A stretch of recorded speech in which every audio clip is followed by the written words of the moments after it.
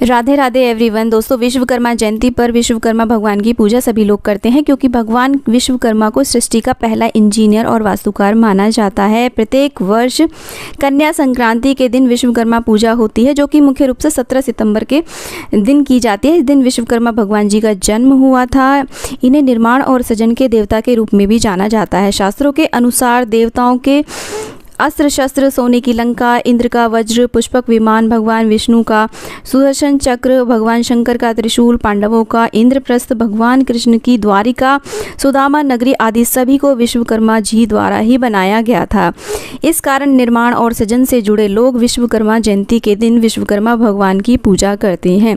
ये जो पूजा है दोपहर के समय के आसपास की जाती है। बस राहु काल नहीं होना चाहिए, शुभ मुहूर्त देख करके ये पूजा की जाती है। सुबह ब्रह्म मुहूर्त में पूजा नहीं की जाती है क्योंकि फैक्ट्री आदि में या फिर अपने कार्यस्थल पे की जाती है, तो करीब 11-12 के आसपास इस पूजन को किया जाता है। तो मैंने एक चौकी के ऊपर पीला वस्त्र बिछा करके पूर्व दिशा की ओर मुख करके बैठे, शुद्ध होकर के स्नान आदि करके और उसके ऊपर कलश की स्थापना कर लें, गौरी गणेश बिठा लें और साथ में एक विश्वकर्मा भगवान की तस्वीर या फिर फ़ोटो रख लें। आपके पास नहीं है तो आप उनका कलश में या फिर किसी सुपाड़ी में भी आवाहन करके उनका पूजन कर सकते हैं। हाथ में हम 3 बार देखिए इस तरीके से आचमन करके आत्मशुद्धिकरण कर लेते हैं, चौथी बार हाथ धुल लेते हैं।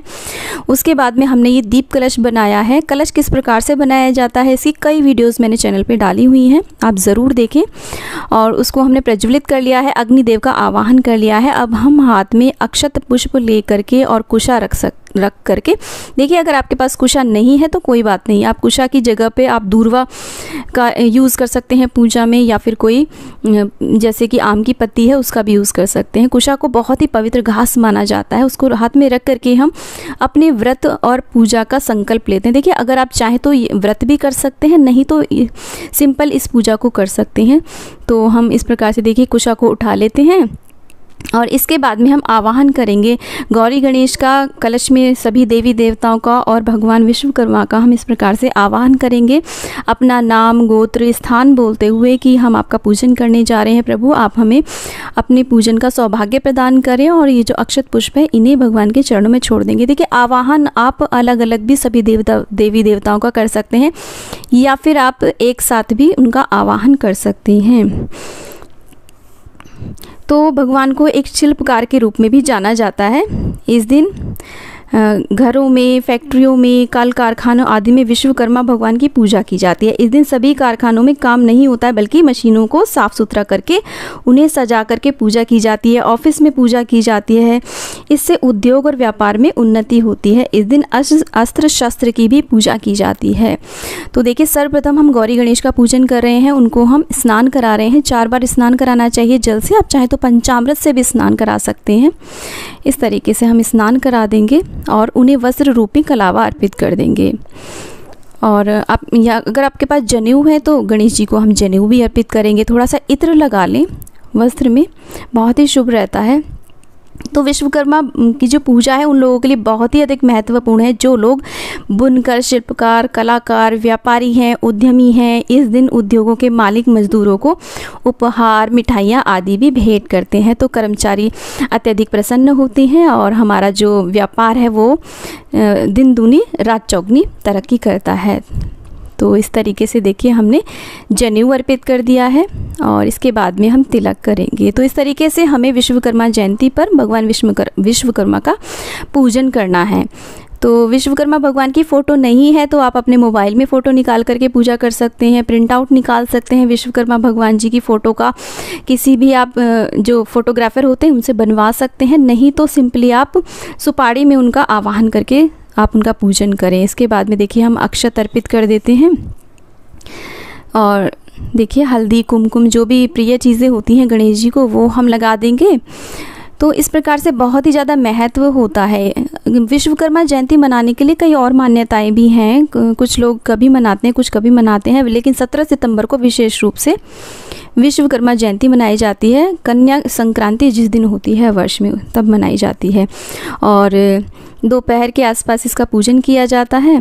तो इस तरीके से देखिए मैंने सभी चीज़ें गणेश भगवान को अर्पित कर दी हैं। इसके बाद में गणेश जी का प्रिय पुष्प गुड़हल और दूर्वा उन्हें अर्पित कर देंगे। माता गौरी को हम लाल पुष्प अर्पित करेंगे। यहाँ पर देखिए जो भी पूजन सामग्री आपके पास नहीं है या कमी है, आप व्यवस्था नहीं कर पाए हैं, तो इसमें कोई चिंता की बात नहीं है, आप उस सामग्री के बिना भी पूजन कर सकते हैं। इसके बाद में हम धूप दिखा देंगे गौरी गणेश को। तो इस प्रकार से हम गौरी गणेश का पूजन करेंगे। सर्वप्रथम इनका ही पूजन करेंगे और इसके बाद में इसी प्रकार से हम कलश भगवान का भी पूजन करेंगे। उन्हें स्नान कराएंगे, टीका करेंगे, उनको वस्त्र रूपी कलावा अर्पित करेंगे और उनको भी हम धूप दीप दिखा देंगे इस प्रकार से। क्योंकि दोस्तों कलश में 33 करोड़ देवी देवताओं का सभी का वास माना जाता है। कलश के अंदर हम क्या क्या डालते हैं? हम डालते हैं जल, गंगा जल, अक्षत, सुपारी, हल्दी की गांठ, सिक्का जिसे कलदार भी कहते हैं, और दूर्वा डालते हैं, थोड़ी गंध डाल दें आप उसमें, और अक्षत डालते हैं। अगर आपके पास हल्दी की गांठ नहीं है तो आप ऐसे ही हल्दी भी डाल सकते हैं। तो देखिए हमने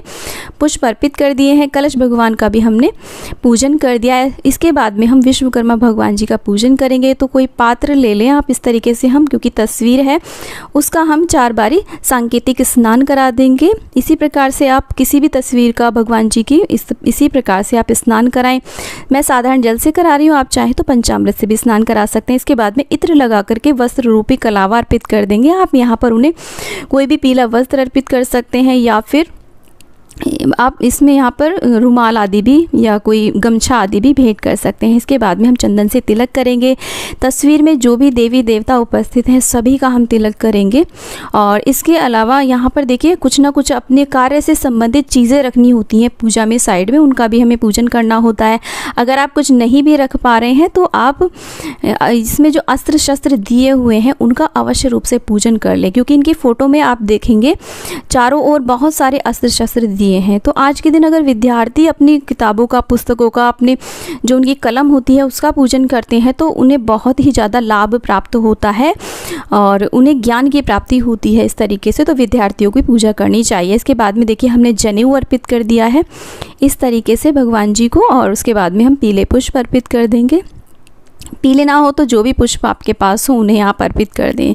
तो इस तरीके से हम भगवान का पूजन करेंगे। तो देखिए मैं वीडियोस बनाने में ट्राइपॉड का, मोबाइल का, इन चीज़ों का यूज़ करती हूँ, तो मैं एक दिखा रही हूँ। आप यहाँ पर और बहुत सारी चीज़ें जैसे कि लैपटॉप रख सकते हैं अपने कार्य से संबंधित, या फिर किचन से संबंधित रख सकते हैं। अगर आपके फैक्ट्री है तो उससे संबंधित, अगर घर में कोई अस्त्र शस्त्र है उसको भी आप रख सकते हैं। तो मैं तो पेन और मोबाइल और ट्राइपॉड रख करके इनका भी हम पूजन करेंगे। इनको भी हम अक्षत पुष्प आदि अर्पित करेंगे, धूप दीप दिखाएंगे। तो इस तरीके से आज के दिन हम अपने जो भी हमारे कार्य से संबंधित चीज़ें होती हैं उनका पूजन करते हैं। उनको देखिए मैंने पुष्प अर्पित कर दिए हैं, तो ये बहुत ही शुभ रहता है। और इसके बाद में भोग अर्पित करेंगे। जो भी आपके पास भोग हो, आपने कुछ घर में बनाया हो वो अर्पित करें, या फिर फल अर्पित करें। और इस तरीके से तो यहाँ पर मैं कुछ मिठाइयाँ और फल अर्पित कर रही हूँ।